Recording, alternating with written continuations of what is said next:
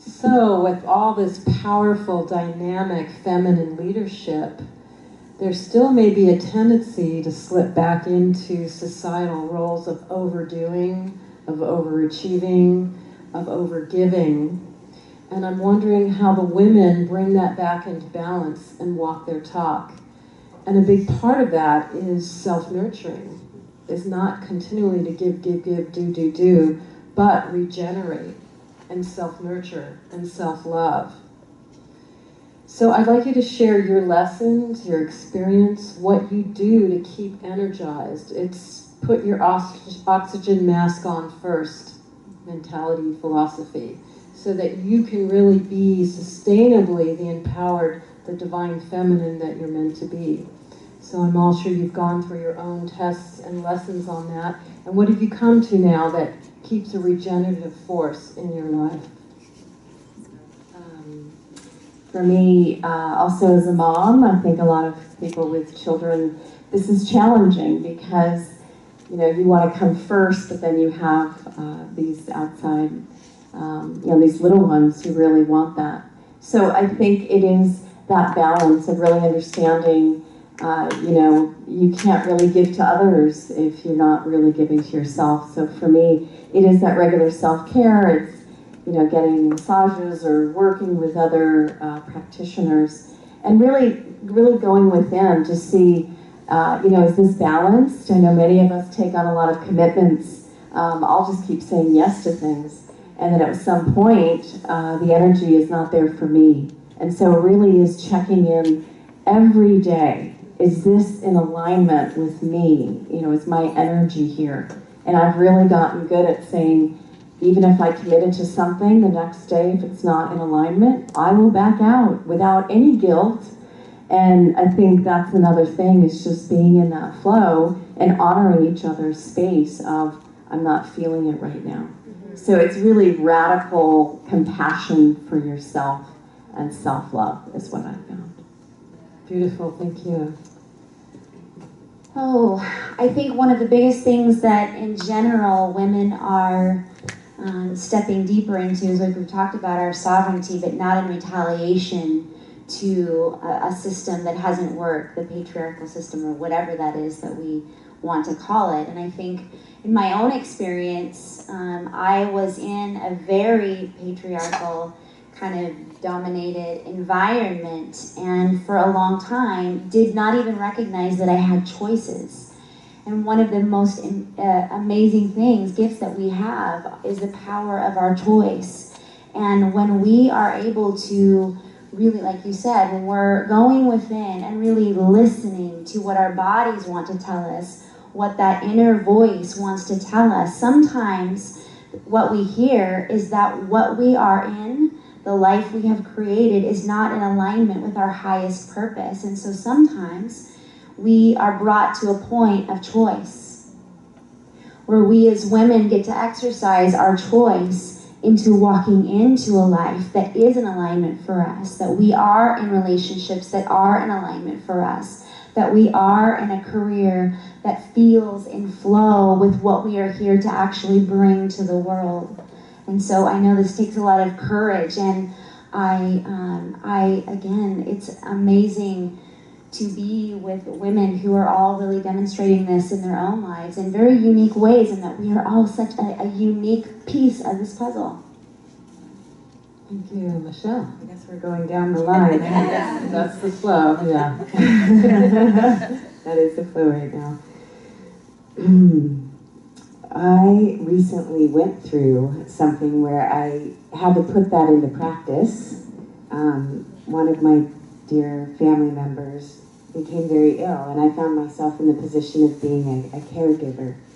And when I saw what it was doing as far as depleting my emotional, my mental, my physical, and my spiritual body, I recognized it. It was almost like flashing red lights.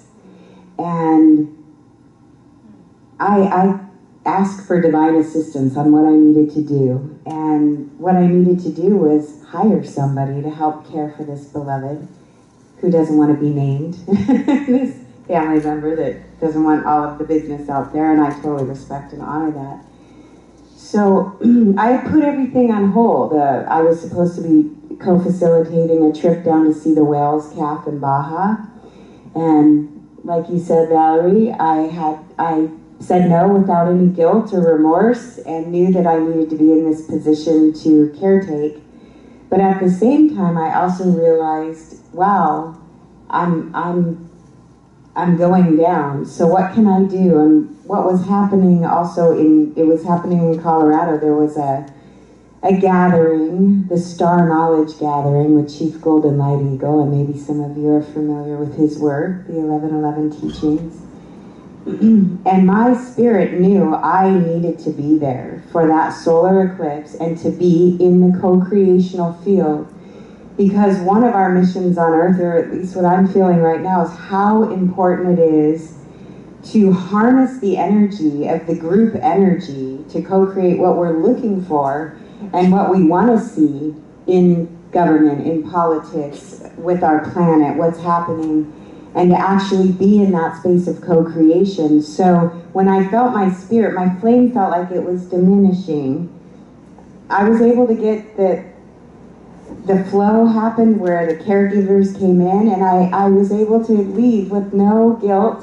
Typically, we as women would feel a lot of guilt leaving a loved one in the hands of someone else who's nurturing them instead of us nurturing them. It's kind of a control thing that I think we've had to do as mothers and wives and daughters. And I was able to do that without guilt and go to this gathering, and miracles, magic, it was beautiful what really happened. And I felt that self-care brought me back so that I could actually even be here today, because this only happened a couple of weeks ago. So that's just a story of that self-nurturing. On a regular basis, I say all of us, we get together a lot. All of these women on the panel, we do. We get together a lot. We take hikes, do yoga, tone, go to hot springs, and love on each other. Another thing, I remember when Eden was pregnant, and I felt like she needed touch, this healthy touch. As sisters, we can love on each other and caress each other and give us what we're needing. And we all seem to know it. Maura's really great at it. She comes over and loves all over us and touches all over us. And it's really healthy the way that we can nurture each other that way. So that's my little 2 cents. I'm going to say a lot of what you said, basically the same thing, but just to touch on that, I'm horrible at self-care, admittedly. And because I have a 2-year-old, now just 4-year-old, horrible sleepers. I'm up all night with them still, breastfeeding still, and I have that wolf puppy and 3 businesses and work with my husband, and we're both very type A, and so it's horrible. And I crash. I constantly, my health is like, oh, it's okay, get in there, I can manage, and then I crash again, and then I dig myself out of a deep hole and come back. And as much as self-work work most of us do, sometimes it's still really hard to acknowledge I need to put myself first, because I'm not going to. That's just not my personality yet. But that being said, 2 things have helped for me. One is you talk about guilt, and that's a big thing. And I find for me, it's forgiving myself for not taking care of myself. Because often for me, the stress that, oh my God, I'm not putting myself first. Everyone's telling me I need to do self-care. I'm going to crash. And it's like, okay, the guilt almost makes it worse. Because I get myself in this guilt, yeah, right? It's self-fulfilling prophecy.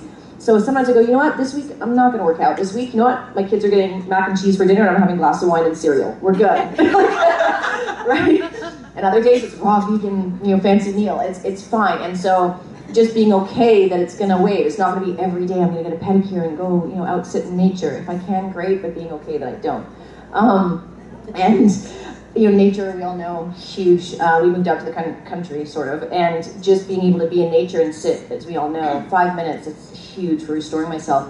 But you mentioned it, the coming together. To me right now, because I find I don't have a lot of time, when I do come together with other women in circle, that is like, oh, I forget sometimes how good it feels. It's just my body feels it, my womb space. And I had a women's gathering not too long ago, and for the first time, really tangibly, our dear friend Shelley, whom many of us know, she was there among others, and when the women left, I remember I woke up the next morning and like my womb space actually felt full. Like, it was this like, whoa, what's going on in here? And I felt juicy again, and just even my husband, I felt like I could hug him again and be like, hey, baby, you know, and I was back, and it was this just feeling of like, oh, I got that juices going from whatever the other women gave to me, whether it's just through touch or talking or sharing. That is big. I think for men too, men coming into the men's circles I see is huge as well. Is there's something we give to each other when we're with our own kind, so to speak, and what we can give, right? And it's really nourishing. So that to me is a big piece of it as well. Great, thank you. And a little briefer, because we're going to honor the next people coming. One thing that comes to mind, when I was young, my father used to say, if you want to see what you look like, take a look at your friends. And, hey Sean, but that's such an honor to see these goddesses and all my friends. And on that note, part of the self-care is truly spending time with your friends. Spending, giving the gift to yourself to be with people that inspire you. And I love going to workshops, going to festivals, going to conferences, and learning and growing. And I love reading books or going to movies. And I also love quiet time in nature. And love time in hot springs, love time where we can just play.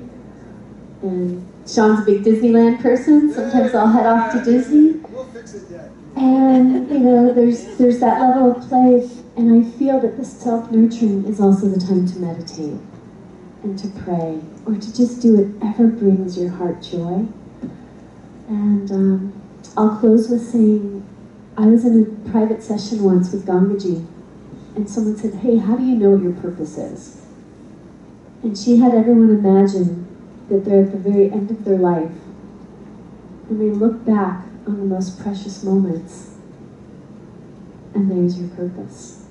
And for some it was whatever they'd accomplished, the book they'd written, or maybe it was, whatever it may be. And for me, what I saw was all the people that I had loved. And that's a beautiful way for self-care. I got thrust into a healing challenge, so I had to do self-care, and I'm just going to bring it up because it's a wonderful way to implement like a detox protocol into your daily life. And it's very challenging if you have little kids, even if you have to get to work earlier, sometimes you'd rather sleep. But I get up and juice celery juice to reset my hydrochloric acid, and then I jump on a rebounder for a little while to get my lymphatic system going. Then I go in and make some tea, then I do some yoga, and it doesn't have to be a lot. A little bit goes a long way. Then prayer, meditation, then I do a coffee enema, lay out in the sun naked because I live in Topanga. And then I go in the elevator, and I do some dry brushing to get my lymphatic system going, and I take a shower, and I finish with a cold rinse. Oh my God, I feel amazing. I'm going to try to do it every day for the rest of my life. Oh my God. Oh, and if you have time, there's so many other things you can do, and you can also be just one of those things, and a little stretch, or a little self-love, or a little gratitude to God. It doesn't take a lot to tune back in before you leave the house. Little fields of energy around you, protecting you, and you don't even have to do that because you're already protected. It's just remembering. Just remember. You're so loved. You're love itself. Yes. Oh God, it's so awesome doing it right after you. So I'm going to just talk about radical self-care kind of quickly, because this is like super duper important. I can't even stress how important this is when we talk about anything else when it comes down to reclaiming the feminine. It's like breaking free of these patterns where people run themselves into the ground and then wear it like a badge. Like, it drives me crazy. And all of my work, everything I do, is to invite people and give people permission to shine and come back into loving themselves, taking care of themselves. You're truly the only person who's fully responsible for yourself. And so I'm just going to call it radical self-care, because I spend 2 hours every morning as a service to y'all to be an awesome being. Because otherwise I will wake up grumpy and moody and off, and this is a comprehensive healing program we need to do, guys. We're talking about not only our food and our nutrition and cleaning our bodies, but our minds, tuning and toning ourselves energetically to know what vibration are we offering to the world. This is how we co-create. And we talked about how important it is for collaboration, that we ask for help, that we know that there is support and assistance there. That's the feminine way. This idea that we have to do it all of ourselves, that's so old news. And this new paradigm is wanting us to come together and fluff each other up, you know, so I want to be here as a source of inspiration. So radical self-care, 2 hours every morning, inspirational quotes, inspirational videos, find something that brings you alive and do it. Meditation, nature, yoga, I'm like full on. This is what we're here to do. And that is what's bringing us back into balance, because we're so far off, guys. Like, just okay, not good enough. If we're gonna run the not good enough, I want you guys to be optimal, radiant, brilliant, alive. That's what I'm hoping for each one of you. Yes. Yes, thank you, Jan. That's so beautiful. I have on my website a self-love and a dream body meditation that goes out. So self-love meditation, dream body meditation, so that your vessel is filled with self-love. My own mantras are: never give from the well, give from the overflow. And what that goes perfectly with what you just shared right there. No, give from the overflow.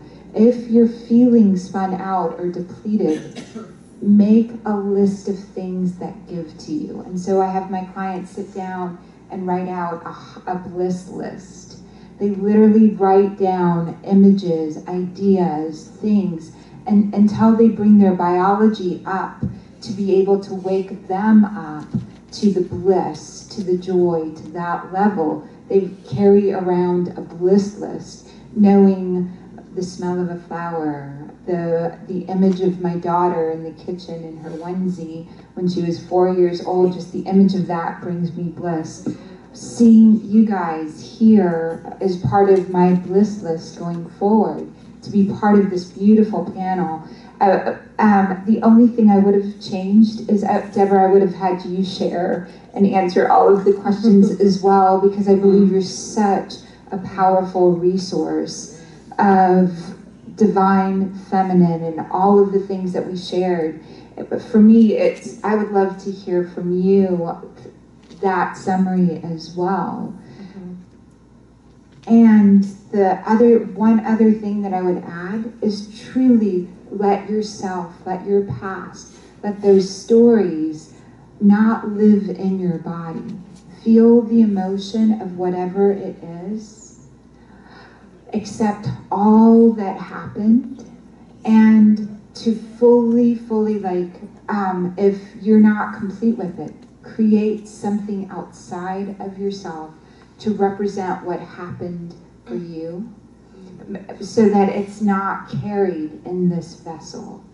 So the bliss list, and our body becomes imbalanced when we create something we can't yet give language to. Thank you, beautiful.